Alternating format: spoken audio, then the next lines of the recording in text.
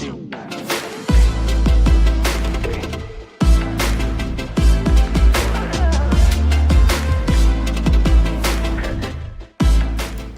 I've decided to become a little bit more active on YouTube, and that is all thanks to my Patreons, who is supporting me in making it possible to record more videos nowadays. So if you want to support my work, or if you want to have access to a lot more videos, please follow the link in the description, and I hope I'll see you there. So about 3.5 years ago, I made a YouTube video about making the perfect anisotropic shader in FStorm. And while that video is still pretty usable, or that technique, because it's a good way to get this nice brushed stainless steel effect, but nowadays there is an easier way to do it. You won't get the visible scratches, but it is a lot easier to do. Andre just released a new FStorm version, which is 1.36c, and with that he included anisotropic effects in the shader, and that's what I want to go through in this video, just tell you how to use it. Probably you figured it out already, so you have no use of this video, because it's really easy to figure it out actually, but if you haven't, this video will probably help you out a little bit along the way. So you have here the strength of the glossy, nothing happens when I change this. And here you have two slots, the power and the direction. I will not focus on the power right now because you can play with that however you want to, but the direction is vital to get it looking right. So I'll use that. So the way to control the anisotropic effect is to add a FStorm gradient. And in this version, actually you can preview the gradient in the viewport as well. You couldn't do that before, but now you can. In V-Ray and Corona, as far as I know, if you have the gradient in this direction right now, you would get the anisotropic effect along this line, basically. At least that's how I think it used to work. But in FStorm it's actually a little bit different, but we'll come into that in a little bit. So first of all, what we have to do is to add some reflections, not translucency, where there's reflections. So I want to add that. And I want to have higher IOR and no diffuse. So here we have a chrome material. Still, now I have a map, and I can increase the anisotropic power here. Nothing happens. You can see a little bit, but the trick is to have a lower glossy value. So if I go to 0.8, for example, now you can see the effect. If I uncheck the gradient, nothing will happen. You can see here I go from 0 to 1, nothing happens. So you need this gradient in the direction to be able to use the effect at all. So if I start that now, I'll get the completely wrong effect. But if I rotate this 90 degrees, you can see the effect is working instantly. So in FStorm, instead of going, from, I can't explain it, but I think the effect is kind of like 90 degree tilted in FStorm compared to other renderers, if you know what I mean. If not, just totally ignore that.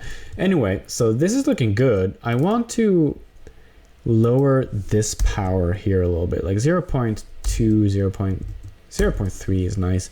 You can also play with the glossy value to get some different effects here.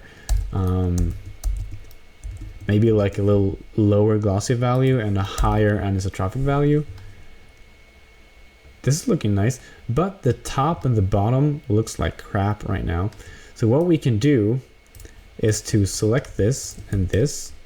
I want to grow the selection a little bit, maybe not all the way, but out there or something. And I want to apply a copy of this material to those, like that. And I also want to, having this selected, I want to add a UV map, which is planar, like that. Nothing still happens. Yeah, the weird effect is gone, but we don't get the effect that I want to have. But the trick now is if I just collapse this so we can see the effect here. The trick now is to just select this one or change this one to radial, and voila. This is how you have to do it to get this nice radial brushed anisotropic effect. So it's not more complicated than this, and it works like a charm. You can play around with the values a little bit. If you think the effect is too strong, you can lower it a little bit like this. Like that. Looks great. So that's all for this video, and as I did tell you in the beginning, it is really easy to master, so probably this video was not helpful to you at all, but if it was, I'm happy. So let's try this out in a real world example. So I want to pick this material because I know that it has a pretty nice, let's see here, come on, reflection. Not just on the fingerprint stuff. All right, so start a new one.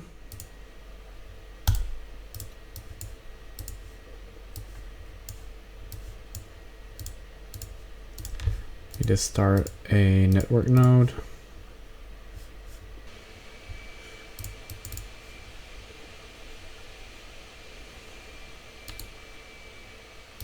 So do the same here as before.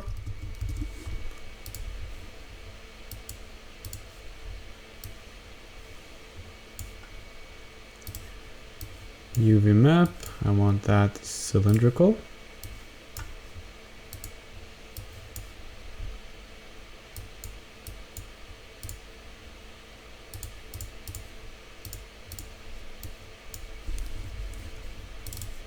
This needs to be rotated 90 degrees.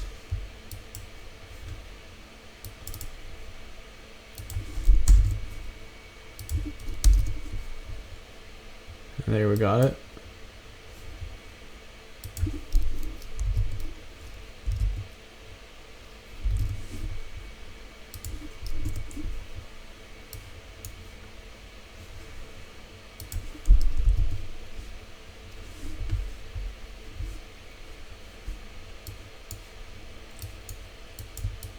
Make a copy, radial. I don't really know how far out we have to go with this, but let's this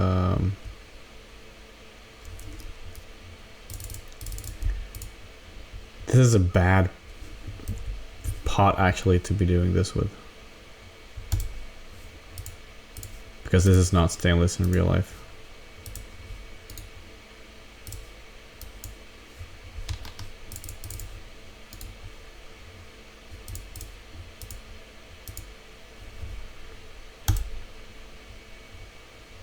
But there we go.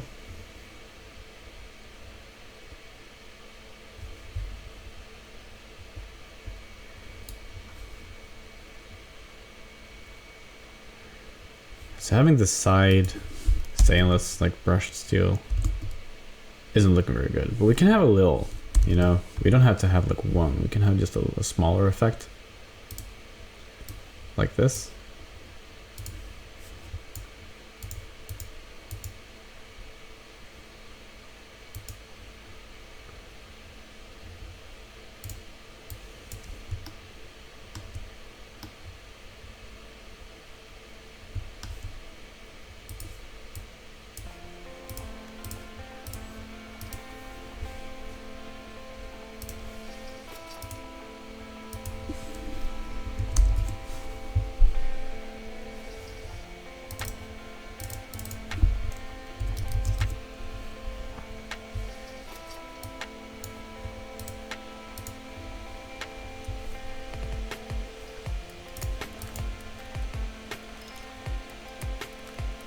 Super easy, super quick, probably nothing you wouldn't have figured out yourself, maybe you already did, but if you didn't, I hope this video was useful to some extent.